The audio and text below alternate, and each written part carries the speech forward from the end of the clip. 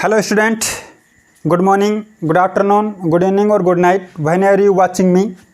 देखो, आज अपन chemical bonding का एक इम्पोर्टेंट टॉपिक लेके आए हैं। इम्पोर्टेंट नहीं, अपन उसको दी मोस्ट इम्पोर्टेंट बोल सकते हैं। देखो, आज अपन बात करने वाले हैं जनरली आप लोग देखते हो हर एक स्टूडेंट को लगभग डर लगता है। केमिकल बॉन्डिंग एक टॉपिक होता है जिसका नाम आपके पास है हाइब्रिडाइजेशन। क्या है भाई? हाइब्रिडाइजेशन। इसकी बात अपने को करनी है।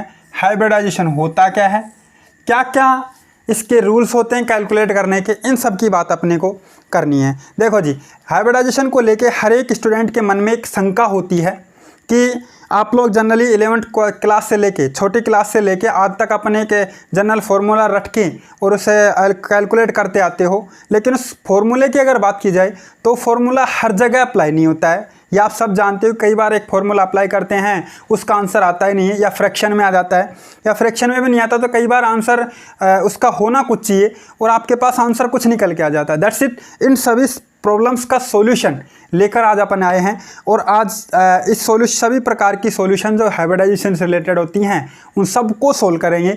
और इसलिए कहता हूँ चैनल के साथ बने रहिए, अपना दिमाग लगाते रहिए, आगे बढ़ते रहिए। चलो जी, बात करते हैं हाइब्रिडाइजेशन की। तो हाइब्रिडाइजेशन की उन बातों की बात नहीं कर पाएंगे आज अपन जो बेसिक बातें होती हैं। हाइब्रिडाइजेशन होता क्या है आप सब जानते हो। The mixing of two atomic orbital to form new molecular orbital, that means MOT, या फिर मोलिकुलर ऑर्बिटल, दैट मीन्स आपके पास क्या है, एक हाइब्रिडाइजेशन है। या सीधी भाषा में कहता हूँ मिक्सिंग ऑफ ऑर्बिटल, ये आपके पास क्या है, हाइब्रिडाइजेशन है। अगर वो बात अलग है कि MOT में कुछ अलग कहानी होती है, VBT में कुछ कहानी अलग होती है, लेकिन अभी अपन बात कर रहे हैं अकॉर्डिंग टू VBT। किसकी बात कर रहे हैं भाई?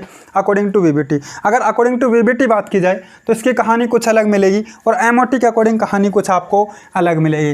देखना भाई, और आप लोग सीधी बातें जानते हो कि हाइब्रिडाइजेशन की जो कंडीशंस होती हैं वो क्या क्या होनी चाहिए कि उसका आपके पास होमो और लूमो के बीच में एनर्जी गैप कम होना चाहिए, सही है। उनकी शेप लगभग क्या होनी चाहिए, सेम होनी चाहिए।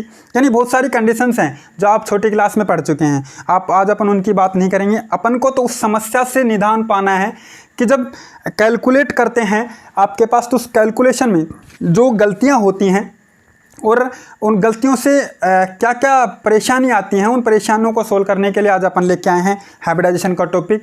आज अपन क्लियरली डिस्कस करेंगे कि डिटर्मिनेशन ऑफ हाइब्रिडाइजेशन। किसकी बात करने जा रहे हैं भाई?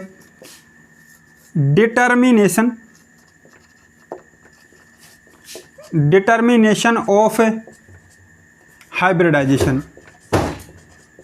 हाइब्रिडाइजेशन के डिटर्मिनेशन की बात करनी है कि किस किस प्रकार से इसकी डिटर्मिनेशन की जाती है, वो सब बातें अपने को करनी है।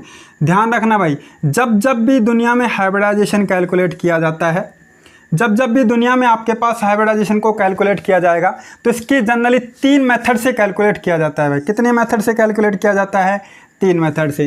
देखो भाई, आप सब लोग जानते हो कि एक मेथड होता है, आप लोग उस फॉर्मूले को रट के रखते हो कि आपके पास एक जनरल फार्मूला होता है कि 1/2 m + v - c + a। उसको आप जनरली यूज करते हो। 11th क्लास से उसी को रटवाया जाता है, उसी को आपके पास समझाया जाता है और उसी के बेसिस से आप निकालते हो। मैं कहता हूँ केमिस्ट्री रटने की नहीं है, केमिस्ट्री अपने आप में फील करने की है। क्या है?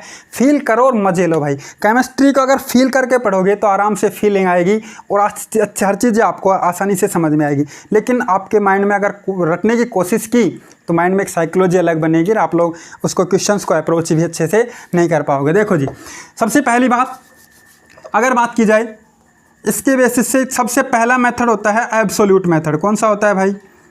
Absolute method. Absolute method. Number दूसरा मेथड आपके पास होता है steering number method by structure.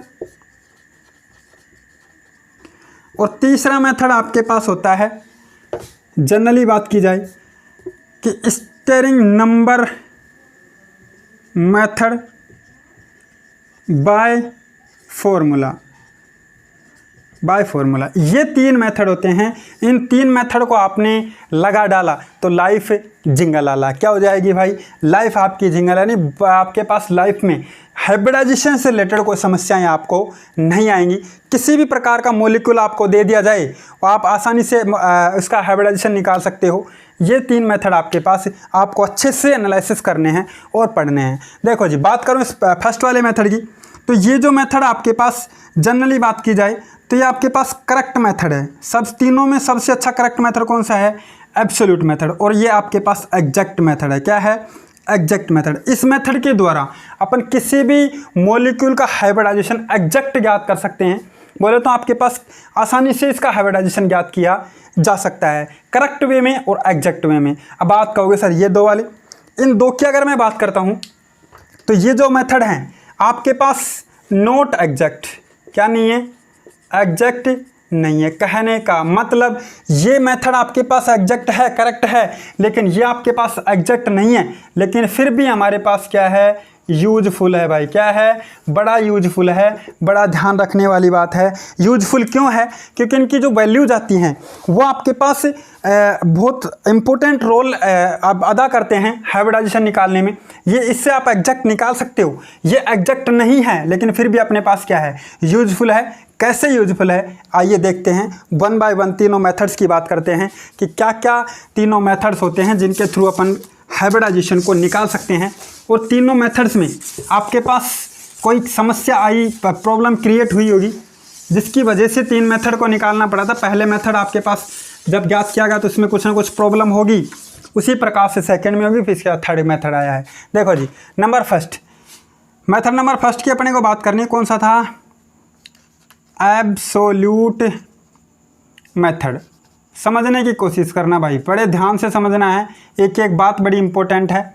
देखो जी, एब्सोल्यूट मेथड की अगर बात की जाए तो इस मेथड को मैं आपके पास आई मेथड भी कहते हैं। क्या कहते हैं भाई? आई मेथड की, यानी अपन इसको आई मेथड भी कहा जा सकता है।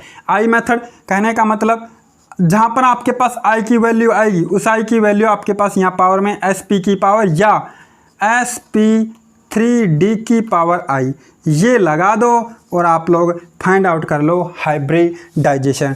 अब आपके सर को ये क्या फंडा है? सही है, आपने सबने पढ़ रखा बड़ी क्लास वाला, लेकिन अगर BSc MSc वाले स्टूडेंट की, अगर BSc की स्टूडेंट की स्पेशली बात की जाए तो आप लोग जनरली इसकी बात की जाए तो आप एक फॉर्मूला होता है cos theta is equals to -1/i। ये एक फॉर्मूला होता है। इस फॉर्मूले को डेराइव किया था आप लोगों ने। इससे पहले की जो हाइब्रिडाइजेशन से रिलेटेड बातें थी उसमें सभी की बातें आई थी, लेकिन आप लोग जो नए हैं उनको बता देना चाहें, बिल्कुल सिंपल है। देखो जी, यहाँ पे आई की वैल्यू cos थीटा आपके पास पता हो। लेट अस सपोज एक एग्जांपल से देखते हैं। मान लो आपके पास एक एग्जांपल है BF3। क्या है? BF3 का एग्जांपल है, इसका आपके पास हाइब्रिडाइजेशन कैलकुलेट करना है। देखो जी, BF3 क्या आपको पता है स्ट्रक्चर क्या होती है भाई? F fluorine. इसका बॉन्ड एंगल कितना होता है? 120 डिग्री। कितना होता है जी? 120 डिग्री। अब आपके पास क्या चाहिए? जनरली आपके पास थीटा मिल रहा है तो इसके थ्रू अपन बात करेंगे cos 120 degree is equals to -1/i। यही होगा। cos 120 की वैल्यू क्या होती है? -1/2 इज इक्वल्स टू -1/i। अगर मैं इसकी वैल्यू ज्ञात करना चाहूँ, i इज इक्वल्स टू क्या आएगा यहाँ पे? बोलो जी, आपके पास क्या आएगा? 2। क्या आया जी? 2। इसका मतलब i बराबर 2 है। इसका मतलब आपके पास क्या है? बोलो जी, इसके आपके पास वैल्यू ज्ञात करनी है तो आप लोग बचपन की तरह आप लोग ज्ञात कर सकते हो कि S 3 P लिखने हैं आपके पास, P D 5 D आपके पास लिखने हैं, 1 2 3 4 5 3 P। अब काटने स्टार्ट कर दो जी। 1 2 आपके पास कितने होंगे जी? 1 2। इसका मतलब इसका हाइब्रिडाइजेशन क्या होगा? कहने का मतलब आई की वैल्यू यहाँ पे इस वजह से तो नहीं कर पाएंगे, लेकिन आई की वैल्यू यहाँ रखनी है किस पे? इसके ऊपर। ये आपके पास जो मैंने बताया था एक तरह से हाइब्रिडाइजेशन नेक्स्ट जो बातें करेंगे उसमें आएगी। देखो जी, यहाँ से आई की वैल्यू है 2i तो आपके पास क्या बना जी? SP2। क्या बना? SP2। इस तरह से आप लोग ज्ञात कर सकते हो, यानी इस मेथड के द्वारा। दूसरी बात, लेट अस सपोज दैट एक एग्जांपल है आपके पास NO2। क्या है?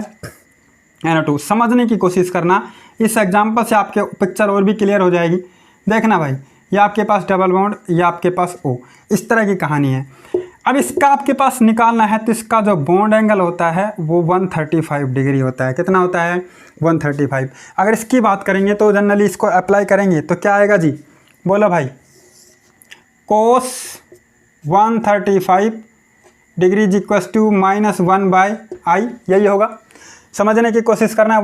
कोस 135 की क्या होती है, -1/√2 इज इक्वल टू -1/i। तो इसकी वैल्यू अगर अपन ज्ञात करना चाहें तो i इज इक्वल टू आएगी √2, और √2 की वैल्यू क्या होती है जी, 1.414 ये होती है। तो यहाँ से अगर बात की जाए तो इसका आपके पास हाइब्रिडाइजेशन क्या आएगा भाई, बताओ जी शाबाश। SP 1.141 या 414, वेरी सॉरी, 141 या 1.414, ये आपके पास क्या होगा इसका हाइब्रिडाइजेशन। इसका मतलब क्या है, ये वैल्यू किस में आई है, फ्रैक्शन में। किस में आई है, फ्रैक्शन में। तो एक बात और याद रखना, जिस मॉलिक्यूल का हाइब्रिडाइजेशन आई की वैल्यू क्या हो, फ्रैक्शन में आए, उसको नॉन आइडियल हाइब्रिडाइजेशन बोलते हैं। क्या बोलते हैं, नॉन आइडियल हाइब्रिडाइजेशन बोलते हैं। और जिनकी वैल्यू आपके पास पूर्णांक में आती है उसको अपन क्या बोलते हैं भाई, आइडियल बोलते हैं। क्या बोलते हैं, आइडियल। ये चीज़ आपको याद रखनी है। लाइट चली गई है भाई, वेरी सॉरी।